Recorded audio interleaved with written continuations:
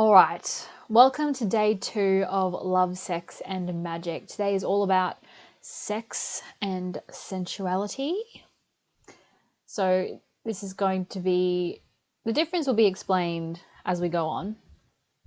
But day 1 was yesterday and we covered finding self-love and deepening our relationships. And now today's session to me is all about becoming empowered in who we are as we are right now, confident and sensual. Also, don't forget your free session. So this was promised to anyone who joined in the Facebook group. There's no sales pitch, no gimmicks, nothing like that. This is simply just a gift. I really enjoy being able to do breakthrough and timeline therapy. But I'm also extending that offer out as, a future visualization meditation and an intuitive reading. So if you want more information on what those are, I can definitely give them to you, but that's the link there, the calendly.com/ashlopezcoaching/coaching-call, 1-800-655-06. That's how it sounded when I said it. So yes, that's, at any time that is available on that link. You can feel free to book that as well. All right, the agenda for today or tonight's session will be factors that affect our desire. We're going through sex and the mind, embodying feminine energy and sensuality, and how that actually allows us to dive into our sensuality. And when I say feminine, I don't mean, having long hair and wearing flowy dresses and,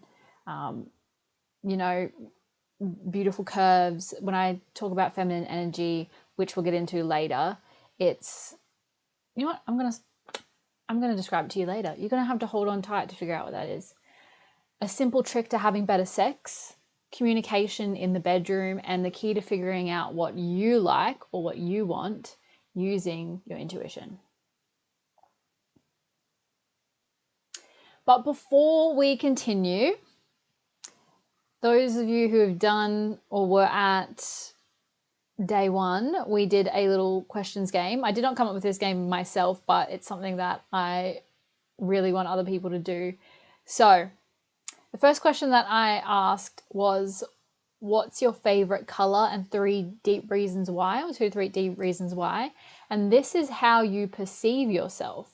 So for me, my favorite color was beige, or like a beigey pink. And the reason that I like this color is because it makes me feel calm and balanced. And so in this game, that would mean that I perceive myself as someone who is quite calm and balanced, which is actually quite true. That's how I perceive myself. This is how I think others perceive me, not necessarily how I feel all the time.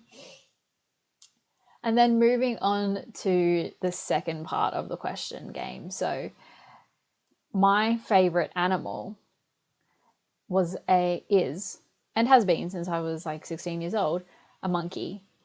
And the reason that I really like monkeys is because they're so playful. Like, they like to fling shit at each other. I know that sounds gross, but it's also, they think it's funny. So I think it's funny, but they also can have a nurturing side to them. And that is the view of my perfect mate. And that's how I perceive my perfect mate, which is actually quite true. I like both sides of the coin there. And then the last question was, what is your favorite form of water? So this could have been, rain, snow, mist, hail even, waterfall, pond, lake, river, stream, ocean, pool, you name it, if I hadn't already said pool. And 2 to 3 deep reasons why. And those answers are how you perceive your own sexuality. So for me, that image right there shows the perfect image of my favorite form of water, like a pool of water in a rainforest that is actually a stream or a waterfall. And so I really like this because it's, it just flows, and it's tranquil. And also, when you look at something like that and when you're really present with that, it's just like you're in another planet. Like, you're not even on Earth and nothing else matters. And so that is apparently how I perceive my own sexuality, which is actually not far off at all. So I would actually be interested to know what your guys' answers are, if you feel comfortable sharing, if you want to put that in the group, your group, Facebook group. So open to receiving that, but there is of course no pressure. And I like doing that because it kind of allows you to, without putting yourself in a box and labeling yourself, it allows you to go, does that sit right with me? I don't know. Moving on to the content of tonight. Sex is a huge part of our health and well-being as a human. And I don't think that we think of it like that a lot of the time. It's not categorized as something that attributes to our mental health and our emotional health, but in reality it does. It has a huge impact on that. And, you know, if you want to go scientific with that, even, you know, all the endorphins that get released during sex as well can play a huge part in that. I also realized the other night that being in a sexual experience is also a form of meditation. So it challenges you to be present and in the moment, and to keep coming back to that present moment. And that's really all that meditation is. It is sacred unity with oneself or with another being. It is creation. It is pure intimacy and vulnerability, the foundations of true connection. So a lot of the time, if you're partnered, it's easy to forget that sex is actually a form of connection. You know, we think about, even going back to yesterday, we think of the love languages as, you know, potentially the only ways that we can really connect with someone. And that's true, but there's also, you know, sex is that form of connection as well. It's a space where you get to show up, whether that's by yourself or with another person, just purely as you are. And that's something that we don't really get to do a lot of in society. Not that we don't get to, it's that we choose not to, because we, you know, get hurt, and that hurt can prevent us from showing up in the world. As Brene Brown says, we walk out into the world with a suit of armor on, and then when we come home, we finally take it off. And some people don't take that suit of armor off. And so being in the bedroom is actually a chance for us to practice getting comfortable with intimacy and vulnerability. Before we continue, I wanted to discuss accelerators and brakes. So I did cover this in a podcast episode, which I have linked in the Facebook group. And I don't want to go into too much detail here, but what the SIS and SES is this sexual inhibiting system, which is the brakes, and the sexual excitatory system, which is the accelerators of your sex drive, quote unquote. So there are going to be certain things that we're about to get into that may actually affect whether your accelerator is hit or your brakes are hit. And this isn't something that is always like a mental choice. Sometimes our bodies can just physically react to, for instance, if there was something that made you feel disgust, a lot of the time for most people, disgust is something that hits the brakes. So that's actually quite interesting the more you dive into that, but we're here to talk about nice stuff, not gross stuff. So why might we have reservations over stepping into our sensuality? Well, there's many reasons. And before we get into that, I did want to just put out there, I pulled a card before this session, and hopefully this doesn't muck up my camera and you can see it. Bit hard to see. Oh, there we go. And the card was Leap. And what this card says is, you go first, the universe will catch you. And while I'm about to go over things that could potentially be breaks for us and prevent us from stepping into our sensuality, I just want to put it out there, which I put out there yesterday, that there are things from the past and the present that can inhibit us and hold us back, but they don't have to, especially once we're aware of them. And so while you're traveling through this masterclass, it's important to be aware of these things that are happening in your life, but stepping into that space of compassion and self-care, going over the homework that we even did yesterday, and using that as a tool to hold yourself in these moments if you start to feel that like critical and self-judgment voice coming in. So potential breaks or accelerators for sex. So some of these I've taken from studies and some of these I've taken from books, but I want to go over how these can be breaks for you first. So number one, most important to me in terms of how much it shapes your feelings around sex and sensuality is your beliefs. So beliefs are really ways that not ways, but a belief, for example, is I'm not good enough.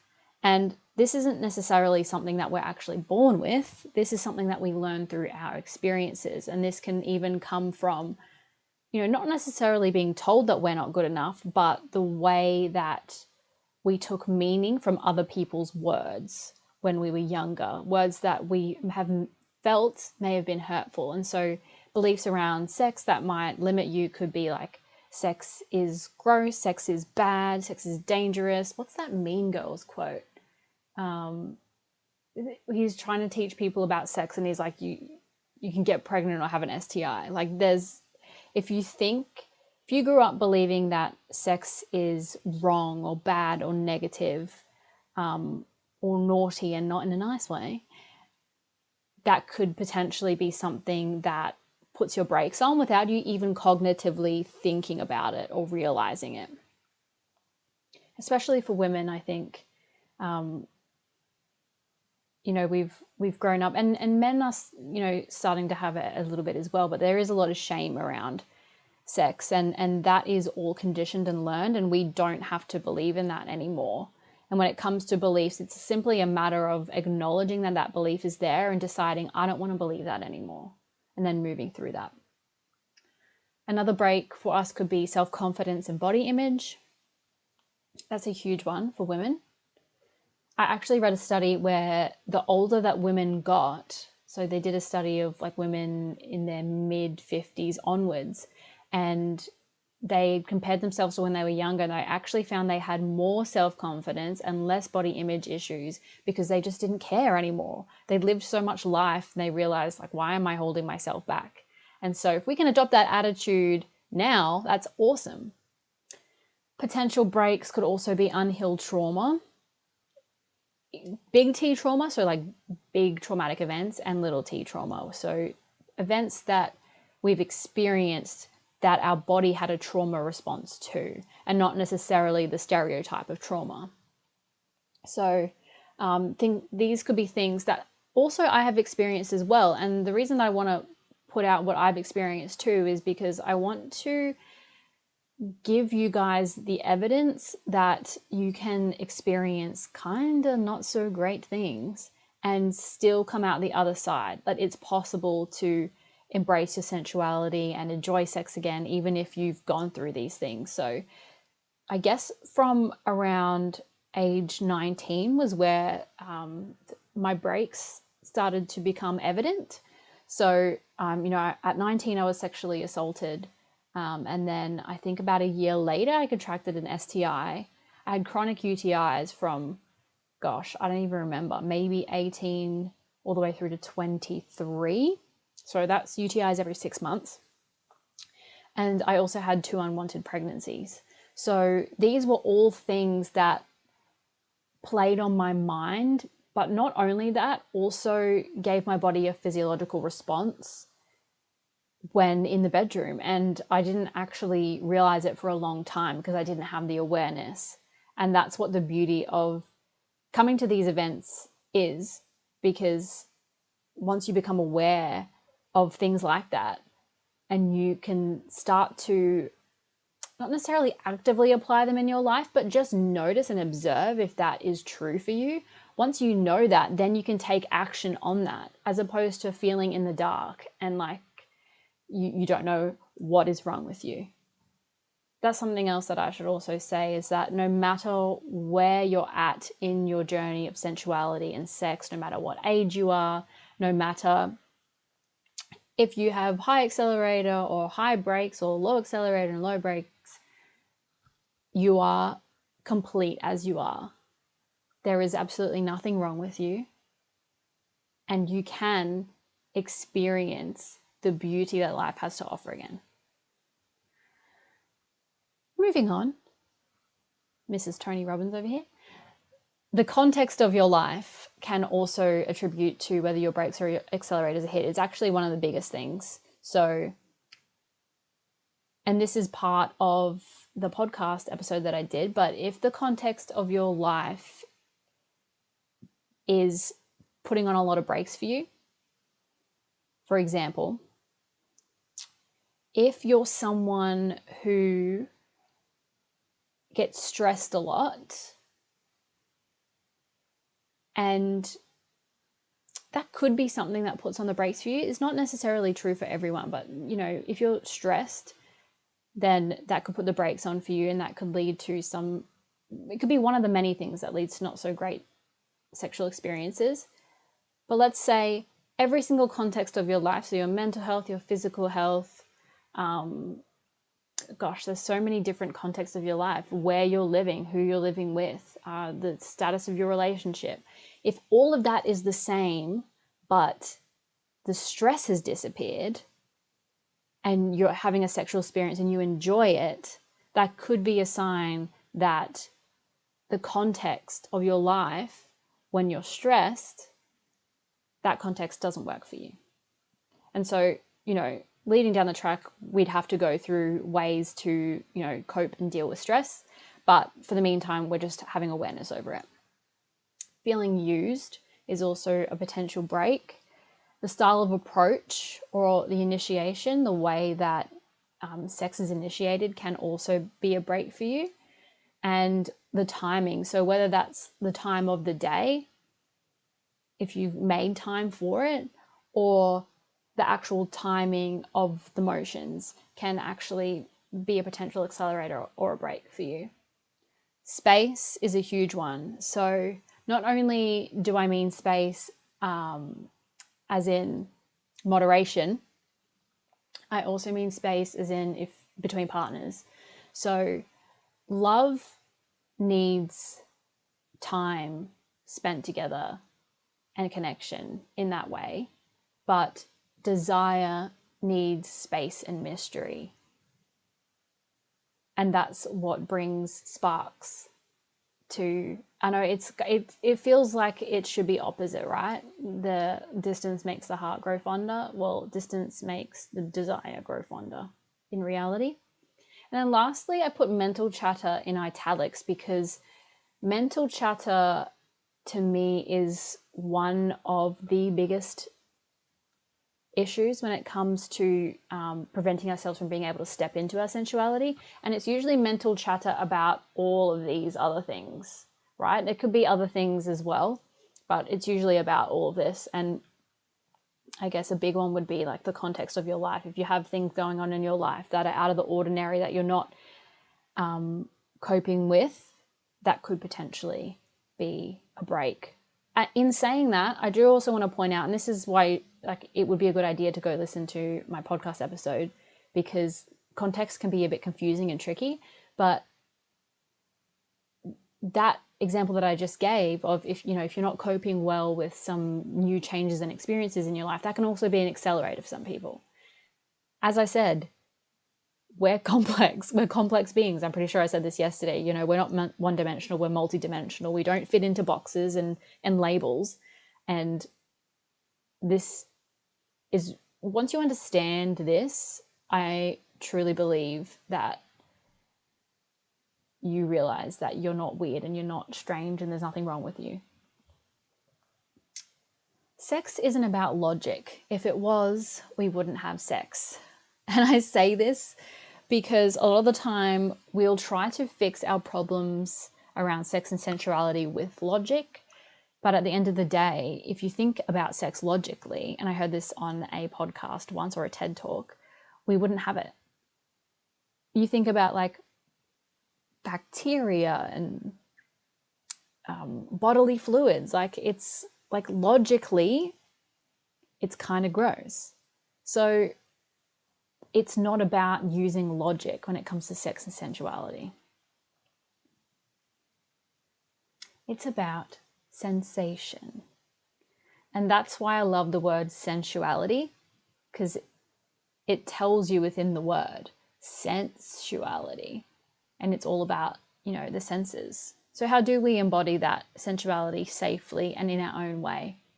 And again, I say in our own way because everybody is so different and there's no one box fits all. It's not, we don't have to look like anybody else's way of embodying confidence or embodying sensuality. It's about embodying our own sense of sensuality and stepping into that, because that is, it's all, not only is it authentic, but that's actually how you gain that confidence. So what this takes is embracing feminine energy. If we're not using logic, we're using intuition and all that comes with feminine energy. So when I say feminine energy, I don't mean, as I said, long hair and dresses and, dancing around the garden, although that could be something that you enjoy. What I'm talking about is yin and yang. That's a concept that a lot of people have a better time understanding. So yang energy, first of all, yin and yang, the polarity and duality, we have both energies within us, within all of us, and just to varying degrees at different times. So masculine energy or yang energy refers to structure, rational thinking, logic, strategy, action taking, moving fast, rigid, rules, labels giving, and rushing. And the way that I remember that yang is masculine energy is that I think yang sounds like wang. Do with that what you will. So an example of something that could be quite masculine is, rushing around all day and never resting, or routine, rigid structure to everything that you do every single day. And then we also have the beautiful feminine energy, which refers to flow, spontaneity, freedom, intuition, feeling, trusting, surrendering, being focused, moving intentionally at your own pace, most of the times just slowing down and enjoying the moment, grounded, open, and receiving. So the way that you could think of feminine energy is, let me just double check. Oh no, I was just making sure that wasn't someone else jumping on the call. The way that you can pair masculine and feminine energy together in your everyday life is thinking like, okay, let's have some rigidity and structure, which of the masculine could be a routine. And then if you want to bring in the feminine energy, it could be that you have a routine, you have set things that you do each morning within a specific time frame, but the activities that you choose to do, you show up to each day and you just choose in the moment.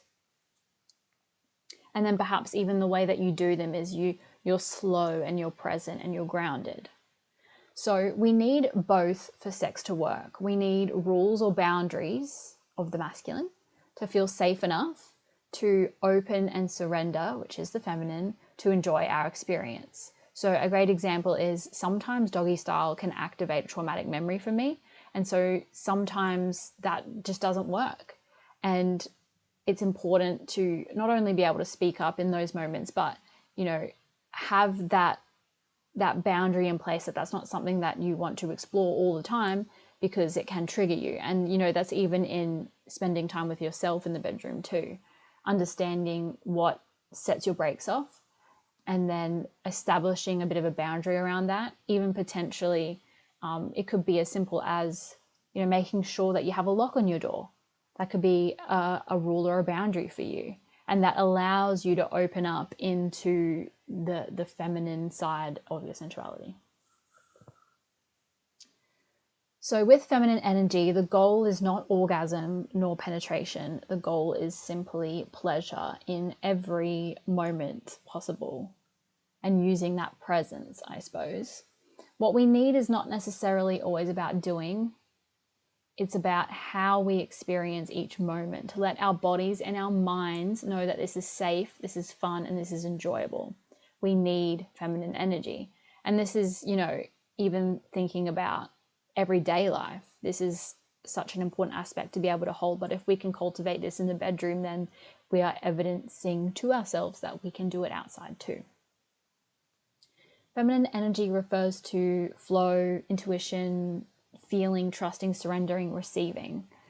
And here I've shown you like the leading into how to actually embrace the present moment, to surrender to the present moment, to allow ourselves to receive, to be able to let our intuition speak up and to feel and to trust, is through the senses. So this is actually something that I took coaching clients through. I think all my coaching clients through, creating a safe environment and allowing ourselves to become grounded by using all of the five senses. So, you know, feel is touch. Maybe there's like certain fabrics that feel really nice to you, or even just being able to bring attention to the sensations that you're feeling in your body or of your body. Seeing, so visuals, what can you see? Just noticing around you. Smell and sense. So when it comes to the bedroom, yeah, I guess most people's first go-to is like candles, but it can be, doesn't have to be though. It could just be like the smell of your perfume that has lingered from earlier in the day, or the musk of your partner. Like these are all things that we so often take for granted that are there, that we can actually just try and smell. So like even smelling the room right now, it's like, what can you smell within that like bare air?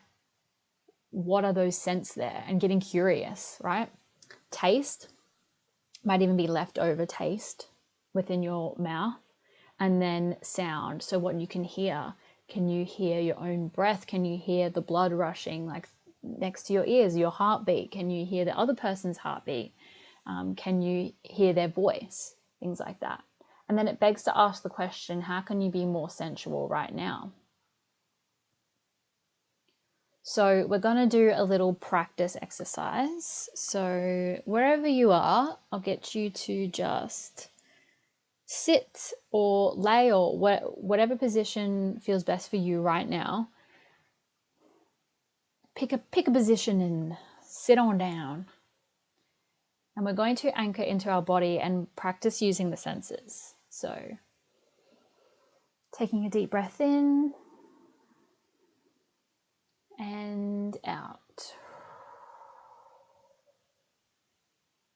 Beautiful. Taking another deep breath in and noticing the sensation of the air on your nostrils, feeling your lungs fill with air.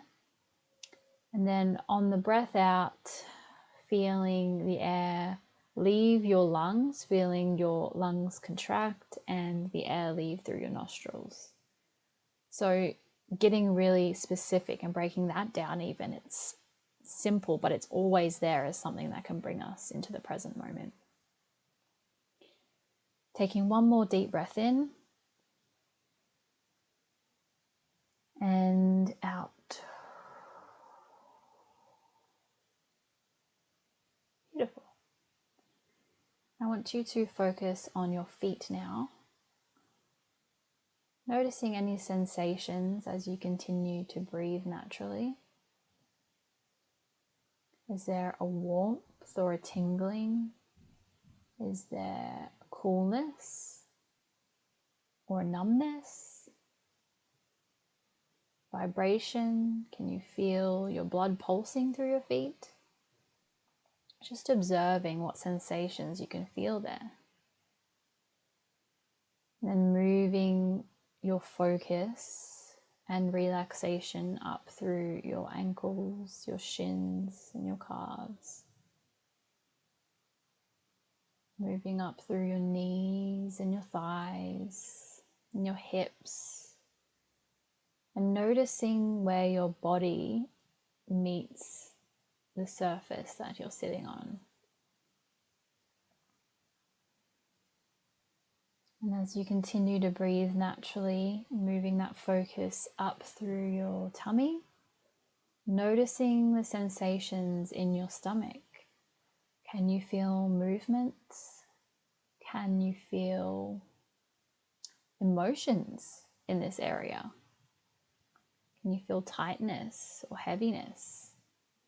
Can you feel, like in my earlier session today, someone felt the urge to pee?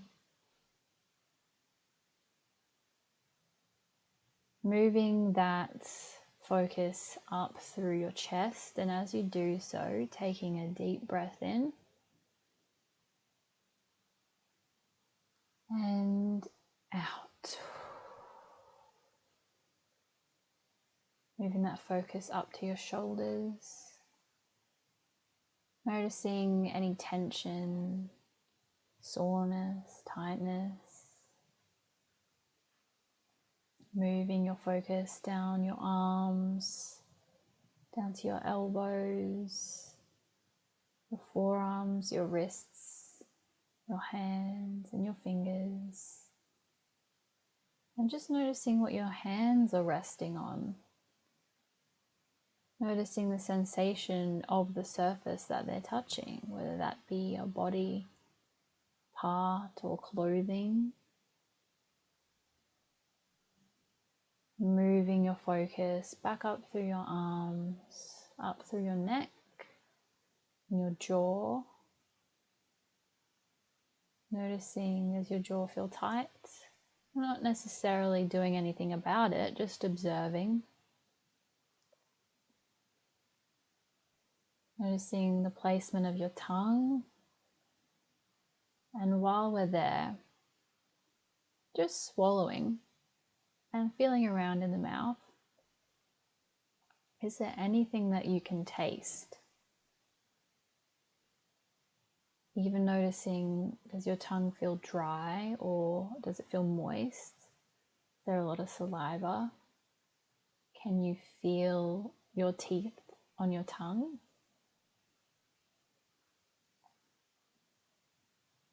Moving your focus up through your cheeks to your nose. And in a moment, we're going to take a breath in through the nose, and I want you to focus on the smells of the room. So taking a slow breath in through the nose.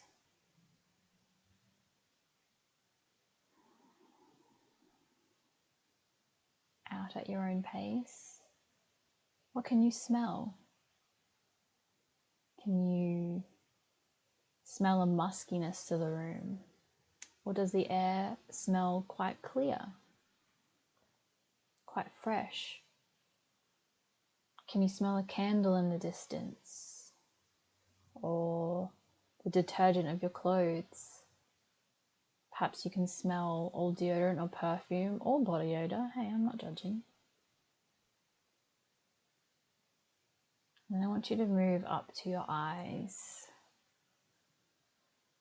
As your eyes are closed still, I want you to notice, without necessarily changing, are they flickering?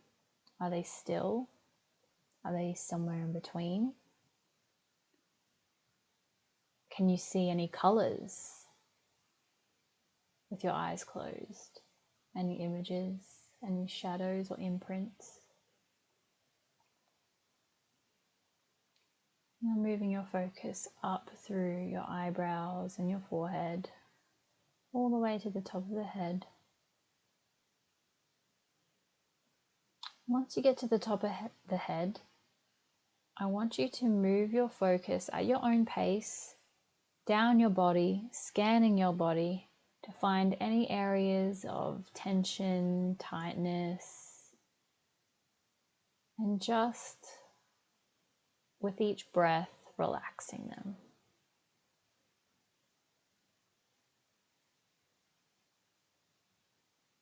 As you do that, noticing any sounds around you. Can you hear cars in the distance? Can you hear pets walking around? The neighbor's dog barking? Crickets? The clicking of a fan?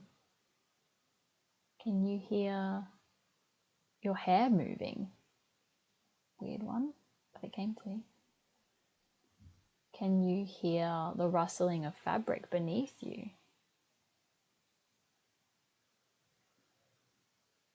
Taking one final deep breath in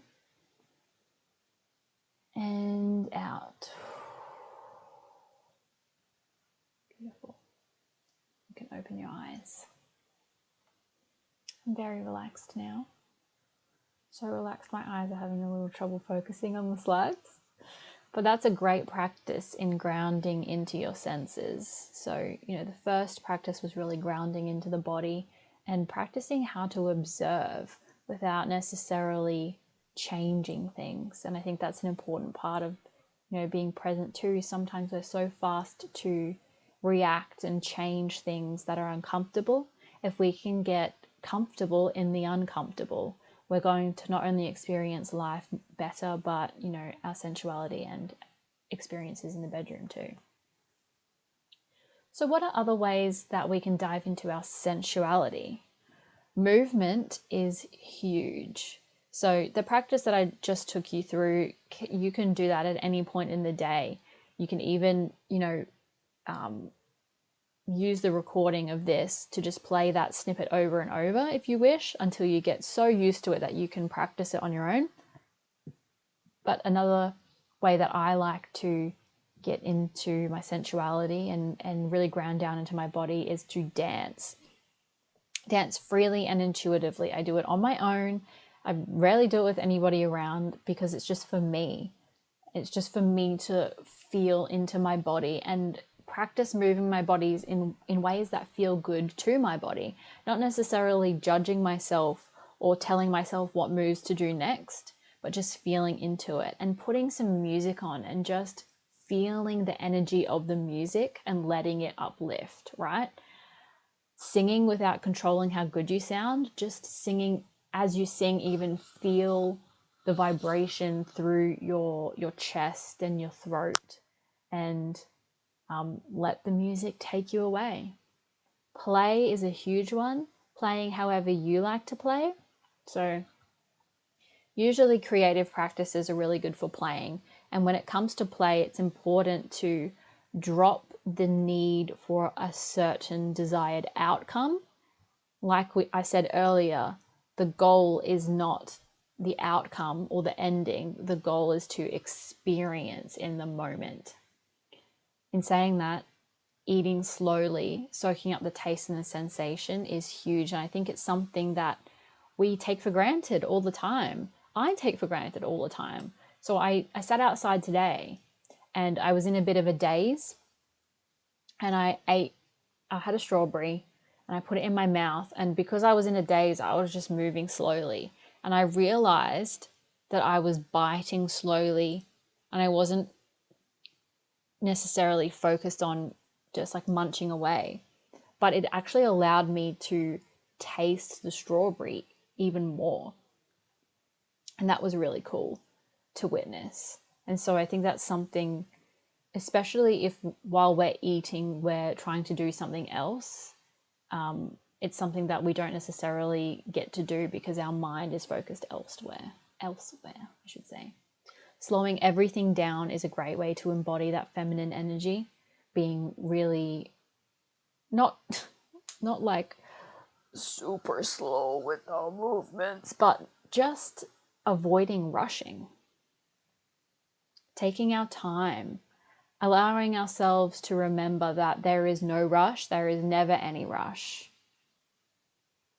And then one of the last ones, just as a list of examples that I like using, there's plenty more for you to explore, but breathing and breath work is fantastic. As I took you through in that meditation, that anchoring meditation, the senses meditation, if you want to call it that, you can, with every breath, you can practice feeling the breath. I'm like feeling it leave my mouth.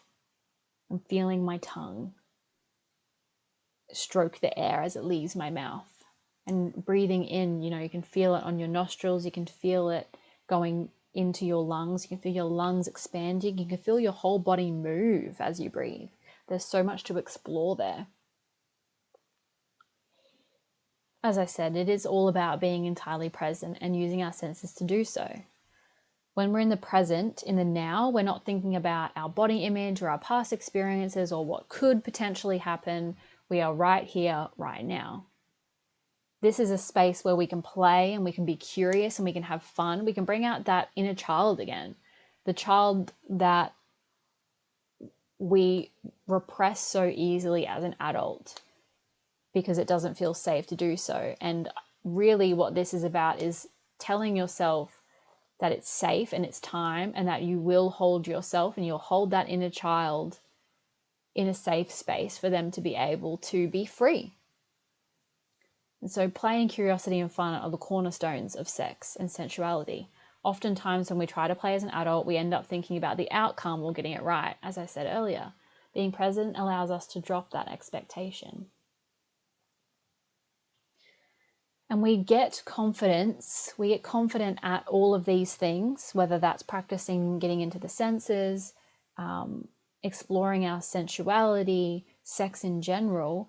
We gain confidence through competence, by doing, by taking action, by giving it a go, and not just giving it a go once, but giving it a go multiple times.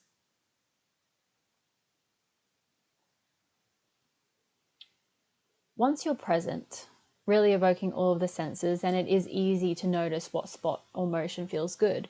Once you feel this, your body intuitively will tell you what to do next.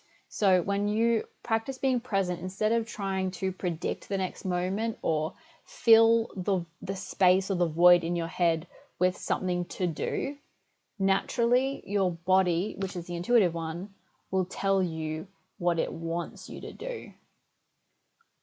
Your mind will get the signals and they'll tell you what to try next. Your intuition will tell you, potentially, this is an example, slowing down would feel good right now. Or that spot felt good, more play there. Listening to that intuition is key to having the best ever sexual experiences and confidence in your sensuality, let alone confidence in yourself.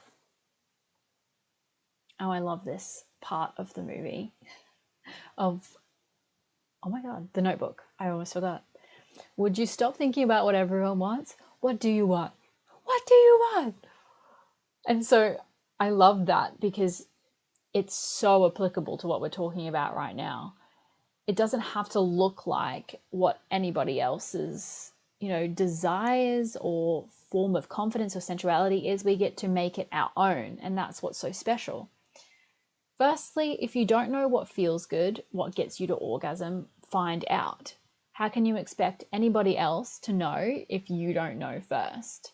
How can you expect yourself to know if you haven't tried? Leaving that on the table. Secondly, forget what movies or society tells you should like.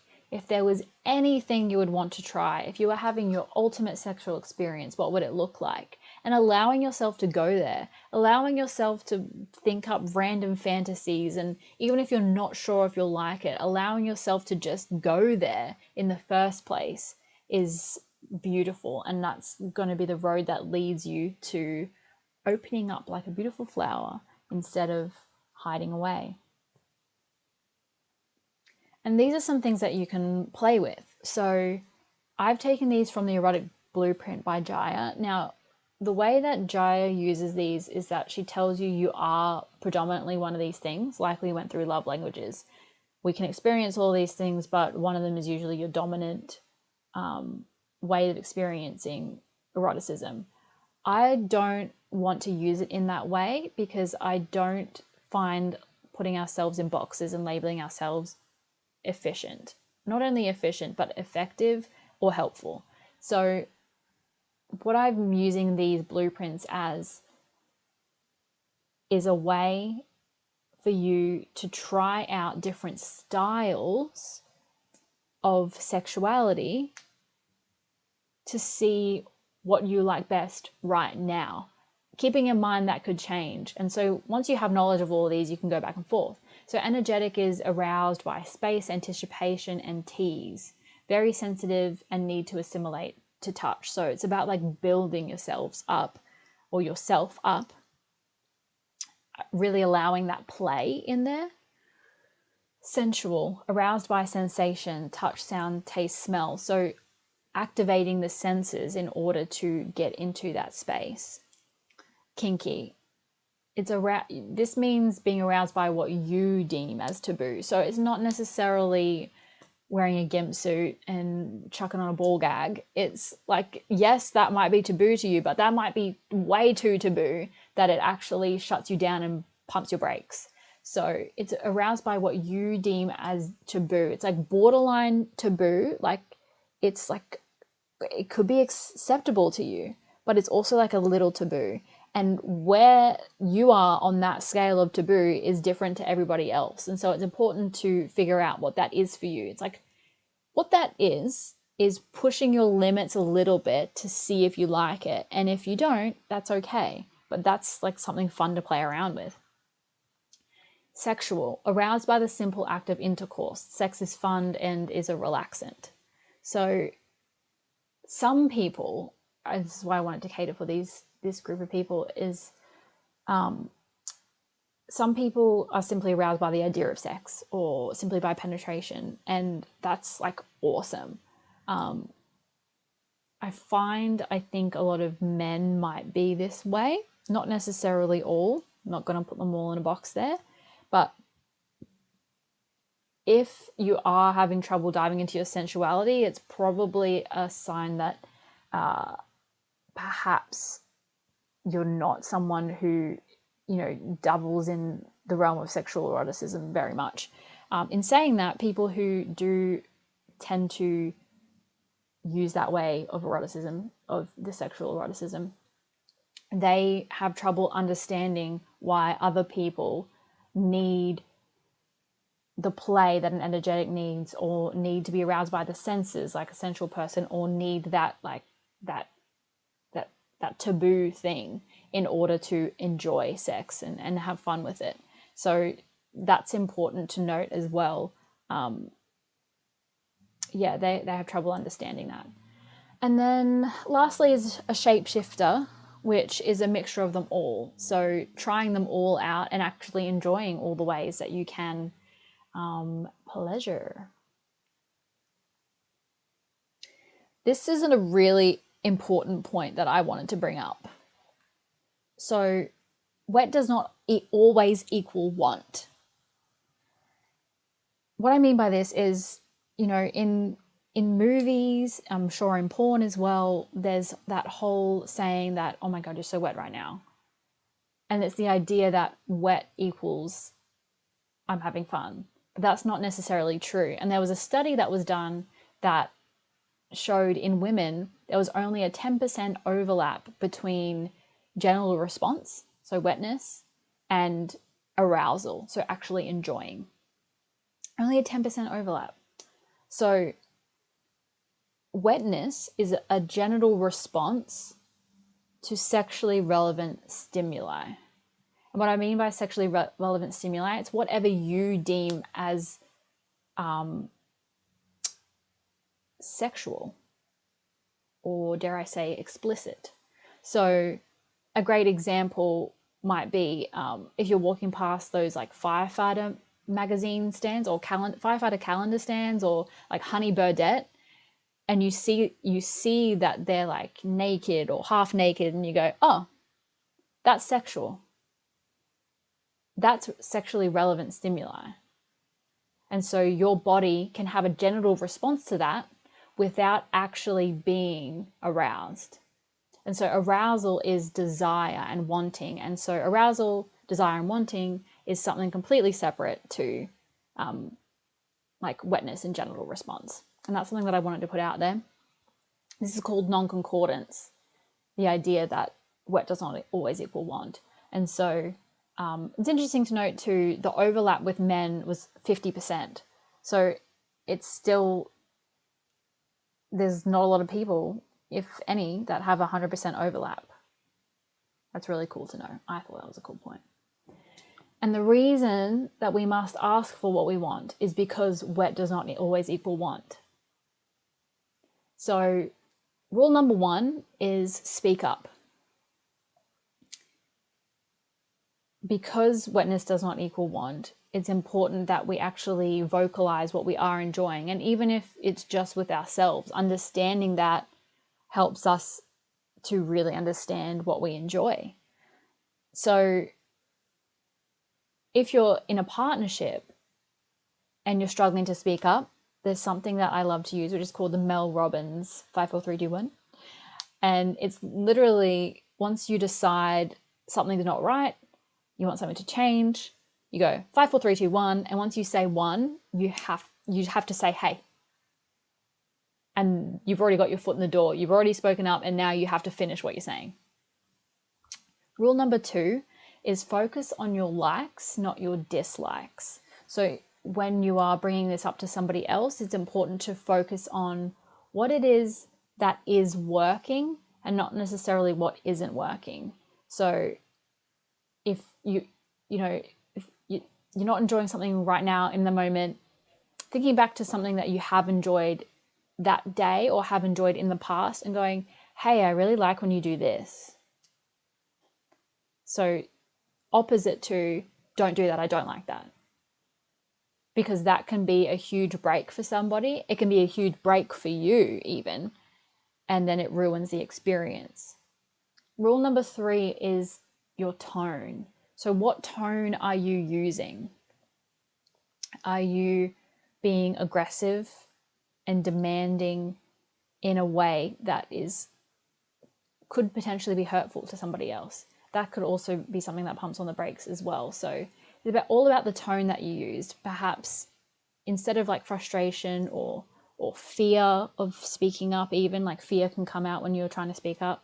It's about being playful, using a low register, being curious, maybe even putting on a bit of a seductive tone. I also want to point out that this is the best time to be alive as a woman. Like, there are so many things in the past that we have not had access to. For example, contraception, that only came around in the 50s. So for thousands of years, we had to always worry about falling pregnant when we had sex. That's not a fear that we actually have, that's not a sentiment we have to share anymore. We don't have to have that strong as a fear anymore. We can access terminations, and we have very, very low death rates during childbirth as well. So that is another aspect of falling pregnant that could have been resulted in fear as well, was the fact that there was a lot of deaths during childbirth before we had such a great medical system. We have so many people like me and like you who are willing to show up to these kinds of webinars, who are working with each other on loving themselves and changing their mindset and honoring themselves. The access that we have is at our fingertips all the time, 24/7. We're also in the feminine uprising. So to me, this is embracing and loving ourselves, of releasing the rules of society and culture that don't serve us, that don't work anymore, and understanding that we have the choice to let go of the conditioning of the external world. And you're doing that simply by being here.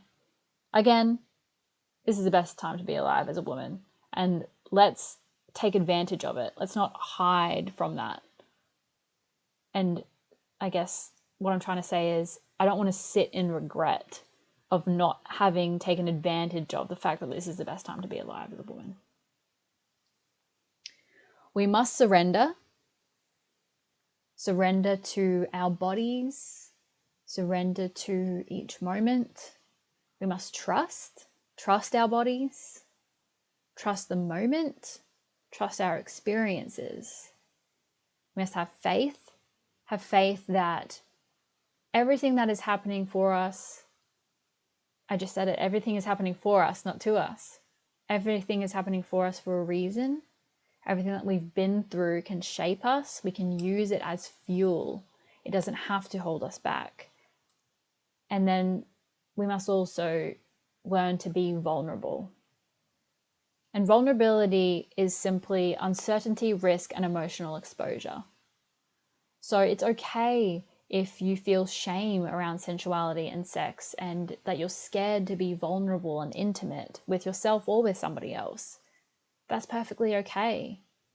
You're going to feel those things in a state of vulnerability because it is uncertainty, risk, and emotional exposure. And what it really is about surrendering to that, being able to hold yourself in that space, reminding yourself that it's okay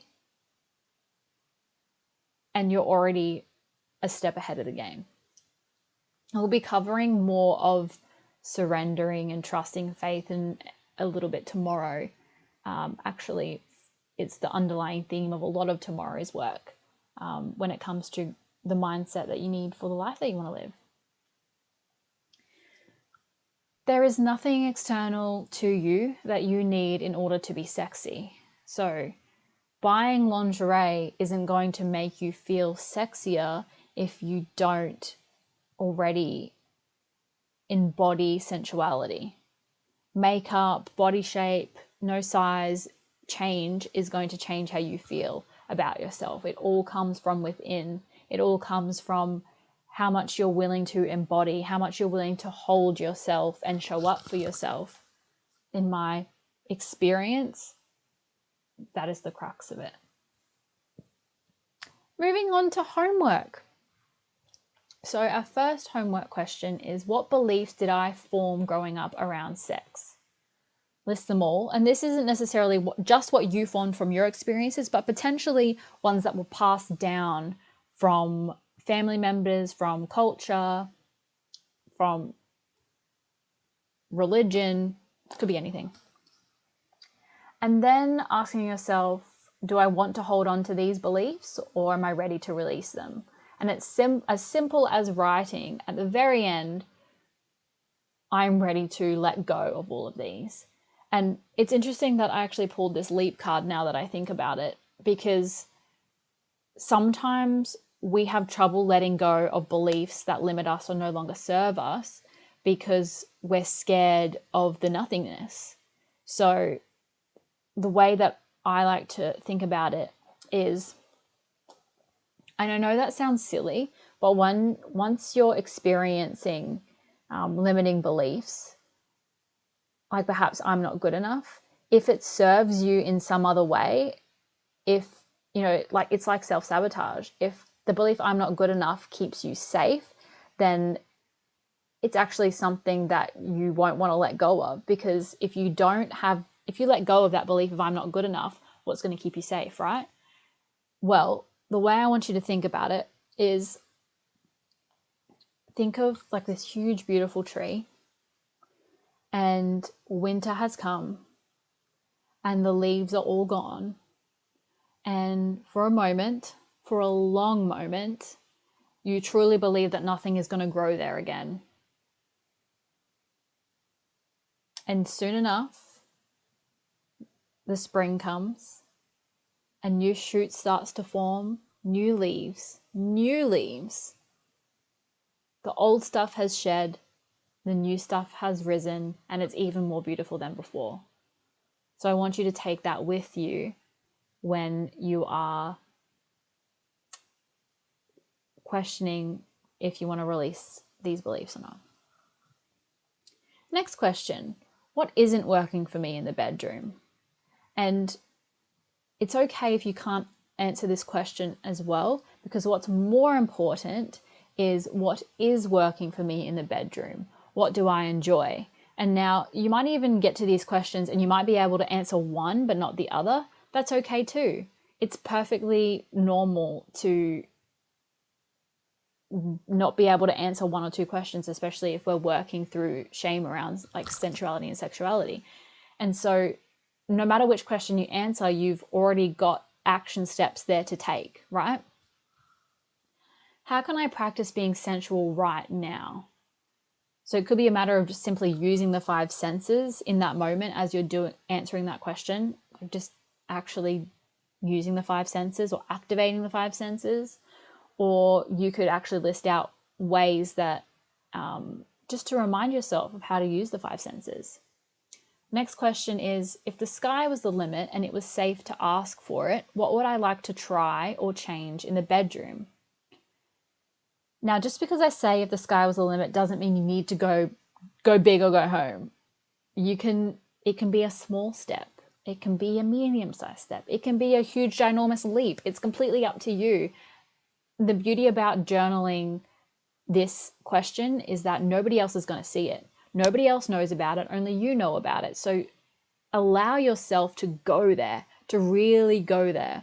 And if it helps, I have a playlist which I can put in the group chat, which I actually didn't get to tell the girls about this morning, which sucks, but that's all right, that you can put on to practice just listening to songs that are like sensual and or sexual, getting comfortable with that. And that might even help you get into a space where you can even conjure up some ideas about what you might like to try. Lastly, and this is my favorite one, and if nothing else, this is the one I want you to do the most. It's called mirror work. So go stand in front of a mirror for 2 to 5 minutes, put a timer on, lock the door, no distractions, and really look at yourself.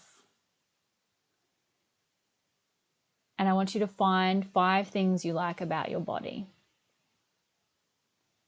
So even first, just standing there and observing. Now you can have clothes on, you can have clothes off, you can be half clothed. This is completely up to you. Work at your own pace. And just noticing parts about your body. Like looking at your skin in that light, noticing where the light reflects off your skin. And really being able to even hold your own gaze. That's something that can be quite confronting without even looking at your body in general. And what's important to note too is you need to allow the emotions to come up that need to come up. Being able to see yourself is holding space for yourself, holding yourself with the love that you are so desperately needing, and being able to show that inner child that it is completely safe to do this exercise. And best case scenario, you'll walk away feeling fucking fantastic because you've just found these parts of yourself that you actually didn't realize that you liked. It could simply be a mole that you like, or the way that your eyebrows naturally, the hairs naturally grow. It could be, what's another thing? It could be the pores on your nose. It could be like the shape of your mouth, the size of your mouth, your teeth. It could, your ear lobe. It could be anything. Just spending that time to find those things. And if you're brave enough, continuing to do that as often as you want as well. Now there is a bonus homework question, which is actually, for those of you that listen to the podcast, I spoke about it on my podcast, and it's about figuring out your best contexts for sexual experiences. So I've knuckled it down to the minutes, listening to minutes 11:48 to 14:15 of my podcast episode, Struggles in the Bedroom, and then completing the context activity to figure out your potential accelerators, positive sexual experiences, and your potential breaks, so your not so sexy experiences. And the context activity I am verbally describing in the podcast. So you'll think of a sexual experience that you enjoyed, and there you'll list through the context of your life. And I list different kinds of contexts, so like mental health, emotional health, relationship dynamics. I list all those out. And so you list all those things out, and then thinking of that positive sexual experience at that time, what was the context of your life like? What was your mental health like? What was your relationship dynamic like? Once that's done, we move on to a not so sexy experience, not so great experience. You also have to think about the context of your life. Those same contexts of your life. So what was your mental health like at that stage of your life? What was your emotional health like? And what was the relationship dynamic like during the time of that not so great sexual experience? And I don't mean like bad experiences or like terrible sexual experiences, just not so fantastic, something you just didn't really enjoy. And then you get to compare the two and you get to see, if there's anything the same or if there's anything different. And if you need help deciphering that and what that means, please reach out to me and I would love to be able to help you just on Instagram DMs. Or even if we use that free call as an example to go through that. That is the podcast, which I have linked. I've actually got a new cover now of my face, but I've linked that in the Facebook group. Tomorrow's agenda will be redefining success. We'll be going through productivity and how rest is actually beneficial for productivity. I know that's really hard to wrap our heads around sometimes, so I've given 2 or 3 examples of how productivity is actually beneficial for rest, how we can use our menstrual cycle for productivity, and how we can use that knowledge to help other women, using mindset and feminine energy to create our dream life, manifestation, and trust and intuition, what it is and how to do it. All right, that is the end of our masterclass. Wonderful. And yeah, I will see you tomorrow.